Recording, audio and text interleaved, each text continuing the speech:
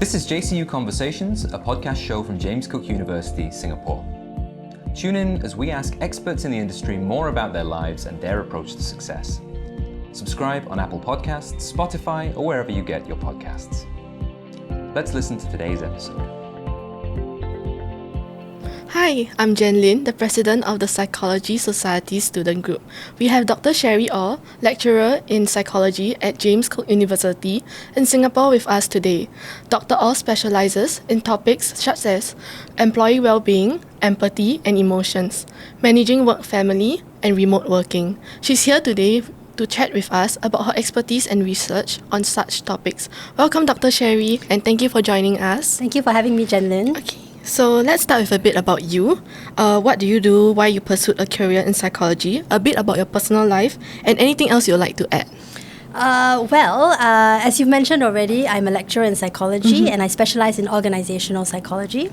Why I was interested in psychology in the first place is probably, I think most students can relate to this, that interest in clinical psychology, right? You know, we want to know why people have depression, anxiety, autism, ADHD and so on, and how can we help them, right? So a lot of helping motivation from the start. A second thing that also propelled my interest, I think, was maybe before I started my undergrad and chose my major. Maybe I'm dating myself here, but there was this whole, all these TV shows about Criminal Minds, Lie to Me and so on, and it's wow, you can read people from their emotional expressions. They have micro expressions, and I was stuck, there's also a lot of MBTI, graphology, right brain training, these sorts of things, and I'm like, wow, if I study psychology, I can read people. And unfortunately, and as you also know from your studies, is that psychology is not so simple, right? Yeah. That people are not straightforward, and a lot of the questions that we have it depends, right? Some depends on the situation, depends on the person. So that's why I was interested in psychology. And a bit about my personal life is that I'm a mother of two. I have 2 kids. One is 6 years old, the other one is 2, coming 2. Okay, so besides teaching, you're heavily involved in research, especially on workplace well-being. What drove you to focus on this area, and why do you think it's such a critical topic today? So earlier I mentioned the interest in clinical psychology, and why am I not a clinical psychologist? So as I learned more about psychology, the field of psychology, and specifically clinical psychology, I've self-reflection and awareness that I do not have the emotional fortitude to be a clinical psychologist, right? And these are a lot of these helping professionals, counseling, clinical psychology, caring professions. We expect a lot from these professions, but who helps the carers? So recognizing my own limitations, I started to shift a little bit and sort of say okay, can we take care of the carers? What is it about their occupations that lead to high levels of turnover, high levels of burnout, and how can we prevent that? Okay. We want to keep people of talent. So I shifted towards, and my doctoral thesis focuses on the idea of empathy, the idea that we want people who are service professionals to empathize with us, to care for us, but at the same time, is this empathizing going to be the cost of burnout, right? Is there a double-edged sword to that? I wanted to look at employee well-being in general, specifically in the service sector, as well as in general. And beyond that, work is a major part of our lives. It's like work, family, and sleeping, right? I think also basically it constitutes a large portion of our well-being. And how can we help our employees thrive in that major domain? Okay, next. So empathy is said to be critical for workplace relationship, as you mentioned just now. Do you think it's something that can be taught, or is it more of a natural trait? So empathy is both a trait, like a disposition. There are differences in my empathy, your empathy, somebody else's empathy, but it's also a skill that we can practice. So when we talk about trait differences, it is about our natural tendency to be more or less empathetic. But that doesn't mean that we are fixed. One person always behaves in a particular way, and the idea is that hopefully we are able to train ourselves by practicing to be more empathetic. So empathy is also a skill, right? Sometimes no matter how empathetic you are, you don't always behave in an empathetic manner. It depends on our own circumstances at any one day. But the idea is that we deliberately want to be empathetic hopefully this becomes more automatic, Yeah. and our natural tendency to be empathetic increases. So like just as an example, I may not always be a very empathetic person, even though I want to study empathy, right? And sometimes my children, when they are not behaving well and so on, like yesterday my son was throwing a temper tantrum after school, and I was very reactionary. I behaved in like a, should I scold him? Should we start that nagging kind of idea? And then I took a step back, and instead of scolding him, I had to kind of remind myself deliberately to go and ask him, how was your day in school today? And he sort of like broke down crying because he had a bad day, but he didn't know how to articulate it. And then all he needed was really a hug. And then after that, he felt, better, like he was his usual cheerful self. So sometimes it's like the default mode, what is it? And I also have to remind myself, right, to try to be more empathetic. Might not always be easy, but it's a try. Okay, so how do you think the idea of well-being has evolved in recent years, especially with the rise of remote work? I feel that well-being is maybe more of like the history of well-being in general, right? Especially in the workplace, there used to be no discussion of well-being, I think. We pay you, you come to the office, you work, and then you go home. I don't really care about whether you're happy or not. And then as we learn more about psychology or even clinical psychology, we learn that people can be stressed, and stress will negatively affect your performance. It can have negative implications on turnover, and sometimes we know that unfortunately people do commit suicide because of their work stress, right? So companies started to shift to, are my employees doing okay? Like a neutral point, right? Are they doing okay? And more recently, we have shifted to positive psychology, and we look at our employees engaged at work. Maybe it shifts to a bit more about work engagement again. And work engagement is really, are you focusing on your work? Still very productivity driven. And more recently, because of remote working, or not because of, but in tandem with remote working, there's a bit of a recognition that employees are not just people in the workplace, but they have lives outside of the workplace. They want to balance their work-family lives. They want to have hobbies, have interests, have other things beyond work. So the notion of well-being has, I think, grown from negative to neutral to work productivity, and then now to recognizing that we are a whole person. Oh, so interesting. So there's been some news lately where organizations have been mandating a full return to work schedule for its people. Why do you think that's happening? Largely because I think managing remote workers is hard, right? We have discussed briefly about how people are different, and employees have different needs, different schedules that help them making sure that everything is fair.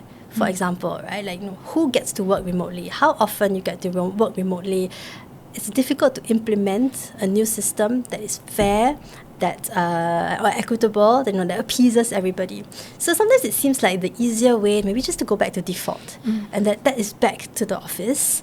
Another option another reason for that could also be cultural, where some managers and different companies, right? Not all companies are advocating for return to work. Some have a bit more of a broader view. But so maybe it's a cultural thing where there are some companies who have a mindset or mentality that work is in the office, is face time.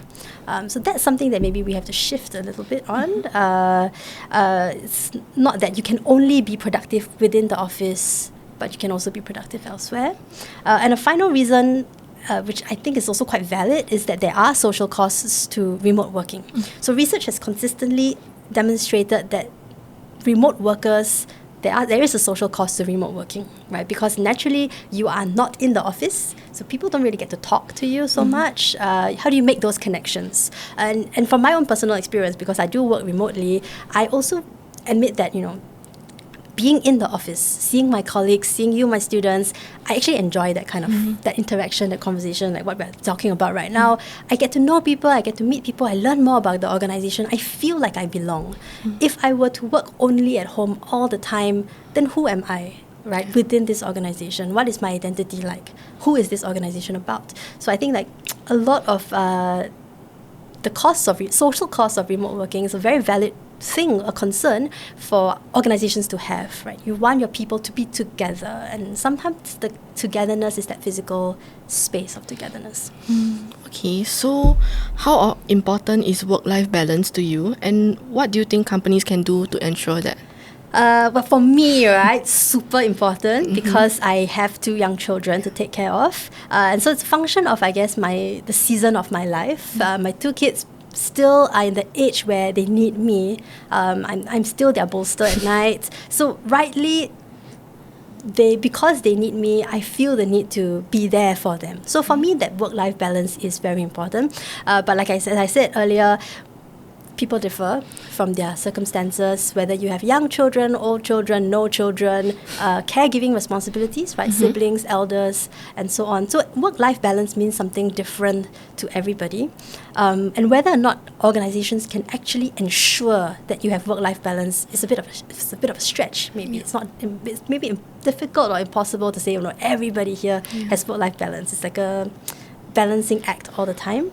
But I think what organizations can do is to provide that foundation or that potential for employees to, if they need help, can I ask you about it? Can I approach my supervisor and say, hey, something's happening in my personal life, I need some time, and how will my supervisor respond?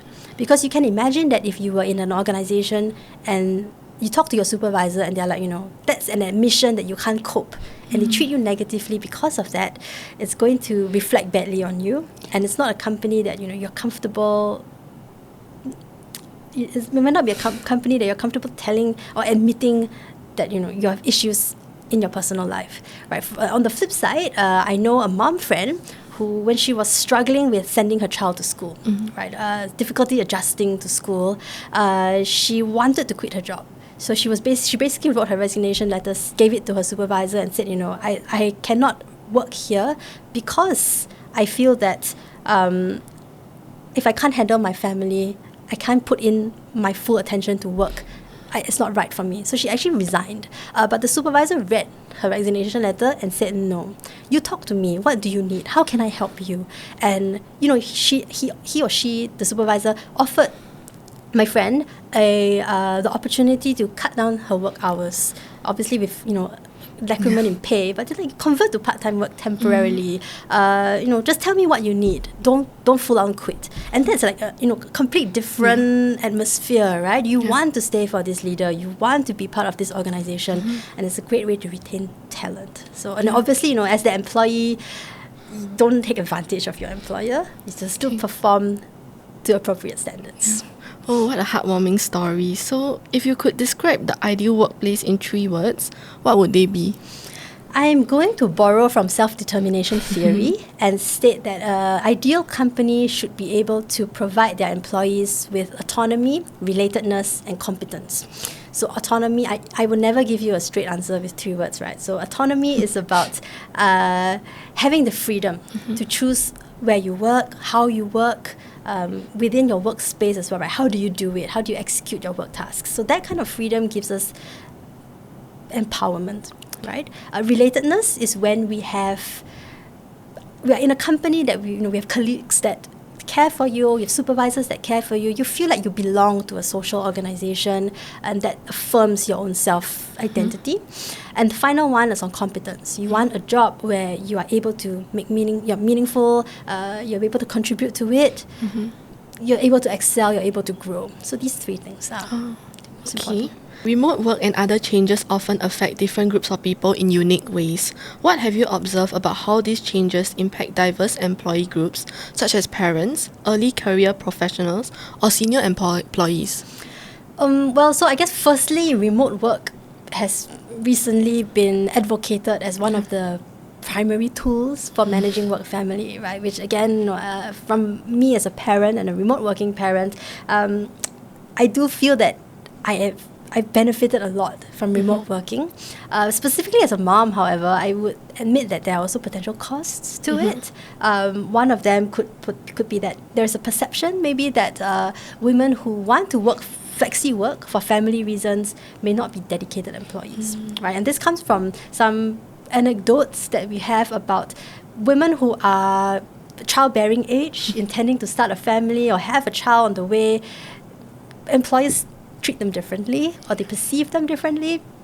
And there's a bit of a concern that, what if I request to work flexibly because of my family? Would I be seen as a less desirable employee? So that's one potential cost there. But at the same time, it helps, right? Because, when I'm at work, when I am at work at home, right, working remotely at home, my kids are in school, I get to focus on my work itself. And what I cut short is the commuting time. Having to send my kids early to school and then pick them up late because of my commute. These things actually add on to the working parents' guilt, right? Sometimes we see like, oh, why is my child the last one in preschool and so on. There's an extra guilt there that with remote working, it's easier to pick up your child. So these things actually help me, I think, to be a more productive, focused employee as compared to having to commute every day. And on the flip side, as a mom, yes, but on the flip side, we're not quite sure how remote working affects fathers. It's an interesting research question. Do fathers who want to work remotely because of their family, how are they perceived? How are they seen? Recently, there was some, not that recent, maybe a couple of years ago, there was some there was an article reported about fathers who requested paternity leave, right? How are they viewed? And sometimes not really great. I've also heard an anecdotal story about another friend of mine who, when her husband requested to take leave to take care of their child, the employer actually said, something along the lines of, doesn't your child have a mother? Why do you need to be the one to take leave? And that's like a slap in the face, I would say. It stings that, why can't my husband help take care of the child also? It's not always on the mother. So there's these two things that we need to balance out, right? Is the mom always the primary caregiver? How can we encourage and embrace fathers to have a more active role in their life? And I feel like the conversation is moving towards that. Right? We want dads for life. We want that to be good role models. So I think with remote work, it does help to be a bit more equal, and hopefully more conversations can be had about parenthood. But beyond that, your other question was on how would remote work affect younger employees and younger professionals. And then maybe I would go back to the social costs of remote working, where if you're not visible, how do you find mentors? How do you demonstrate performance, right? Because a lot of, in the olden, quote-unquote days, performance is visible, right? How are you done at work and so on. But if you work at home, can people see that you're working? So how do you demonstrate visibility in performance? How do you network? How do you volunteer for challenging assignments? And sometimes it's like, when you are there, people remember you. If you're not there, people forget about you. And you're kind of worried that, would that affect my promotion? Would that affect my performance appraisal? So these things might be important and relevant. Some research on newcomer socialization actually show that people who work remotely, or newcomers who work remotely, take longer to acclimatize to the new organization. So just the learning curve takes a little bit longer, and therefore that is of concern. And for senior employees, management-wise, I would say, would be, again, with the performance, right? How do you know who is working on what? How do you track performance? Stuff like that. Okay. Yeah. Things to get used to, communication. So you've likely come across many approaches to employee well-being in your research. So what are some strategies or initiatives that stood out to you? For employee well-being, the interesting one that made me go, was unlimited leave. Because I think that on the one hand, those no questions asked kind. You can take as many leave days as possible, that kind. It's interesting, right? Because it's a trust issue. And it demonstrates that, number one, your employer trusts you. Number two, you should also behave in a way that would be like, okay, I don't violate that trust. It was also interesting on a research perspective. How, in a situation like that, how many days of leave are employees really taking? They're taking more than you would otherwise have given them, or maybe you hire a lot of workaholics and they're actually taking fewer days, right? So it's just an interesting question. Okay. Yeah. So if you're able to travel back in time, what advice will you give your younger 21-year-old self? Probably to be a bit braver. I feel that in Singapore we're very comfortable, and I'm also very comfortable, and sometimes to step out of that comfort zone is very scary. I would probably try more things, and And I always tell my son that, being brave is not that you're not afraid of anything at all. It's that even though you're scared, you try, right? And it's easy advice to tell somebody. It's easy advice from me to tell my son. But when if you ask me to actually do it also, might be a difficult. Yeah. So I also don't think that is something that has an expiry date. So maybe even now, perhaps I should try to say yes to more things. Yeah. Be brave. Oh, thank you so much for being here. And this has been a fantastic discussion. Where can listeners find you? Well, thank you for having me. Listeners can find me on the JCU Singapore website. If you search my name, Sherry Au, as a psychology lecturer, you can find my email address. Okay, thank you so much.